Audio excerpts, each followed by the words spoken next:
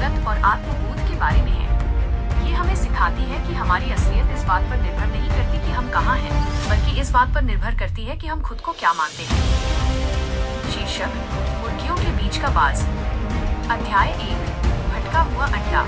एक बहुत ऊंचे पहाड़ की चोटी पर एक बाज ईगल का घोंसला था। उस घोंसले में 4 बड़े अंडे थे। एक दिन तेज भूकंप आया और उन 4 अंडों में से एक अंडा लुढ़क कर पहाड़ से नीचे गिर गया।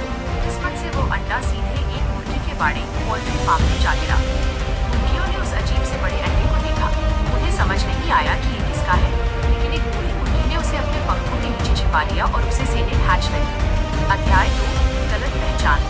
कुछ समय बाद अंडे से एक बहुत ही सुंदर और शक्तिशाली बाज का बच्चा निकला, लेकिन चूंकि वो मुर्गियों के बीच पैदा हुआ था और बड़ा हो रहा था, उसे लगा कि वो मुर्गी है। वो वही सब करने लगा जो मुर्गियां करती थी। वो जमीन खोदकर दाने चुगता, वो थोड़ी दूर तक ही फड़फड़ाता और वैसी ही आवाजें निकालता। उसे कभी शक ही नहीं हुआ कि उसका जन्म किसी और उद्देश्य के लिए हुआ है।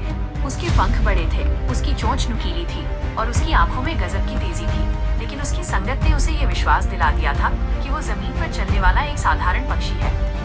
अध्याय 3: आसमान की चुनौती। एक दिन वो बाज का बच्चा बाड़े में खेल रहा था।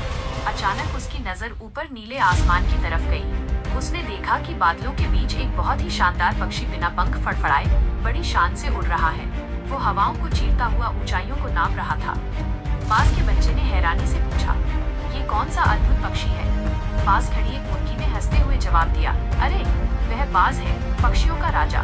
वो आसमान के लिए बना है, लेकिन तुम उसकी तरफ मत देखो, तुम तो एक मुर्गी हो।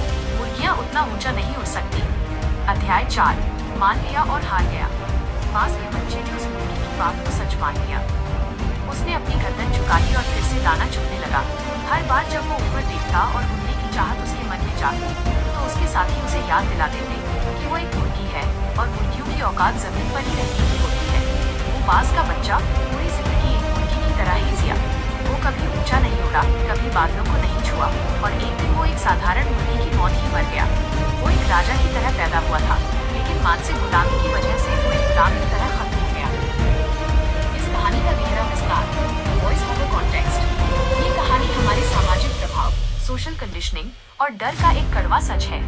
1. संगत का असर। आप उन 5 लोगों का औसत एवरेज होते हैं जिनके साथ आप अपना सबसे ज्यादा समय बिताते हैं। अगर आप बाज होकर भी मुर्गियों के साथ रहेंगे, तो आप कभी अपनी असली ताकत नहीं जान पाएंगे। लोग आपको आपकी क्षमताओं से नहीं, बल्कि अपनी सीमाओं लिमिटेशन से आंकते हैं। 2. विश्वास की शक्ति। आप वो नहीं है जो आप देखते हैं, आप वो हैं जो आप सोचते हैं। उस बाज के बच्चे के पास पंख थे, ताकत थी, लेकिन उसके पास वो विश्वास नहीं था कि वो उड़ सकता है। आपकी उड़ान आपके मन से शुरू होती है। 3. भीतरी पुकार को न दबाना। बाज के बच्चे के मन में ऊपर देखने की इच्छा जागी थी। वो उसकी आत्मा की पुकार थी, लेकिन उसने बाहरी शोर मुर्गियों की बातों को अपनी भीतरी आवाज से बड़ा होने दिया। अक्सर हम भी समाज के डर से अपने सपनों का गला घोट देते हैं। 4. संभावनाओं का त्याग।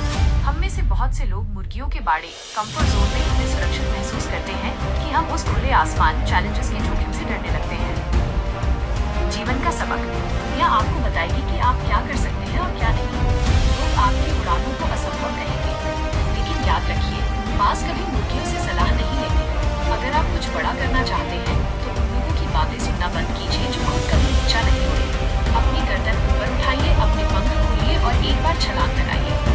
हो सकता है आप गिरे, लेकिन एक दिन आप बादलों के ऊपर उठे। अपनी पहचान दूसरों के हाथ में मत सौंपिए। आप एक बाज हैं और आपका घर जमीन की धूल में नहीं, बल्कि आसमान की ऊंचाइयों में है। ये था आज का वीडियो।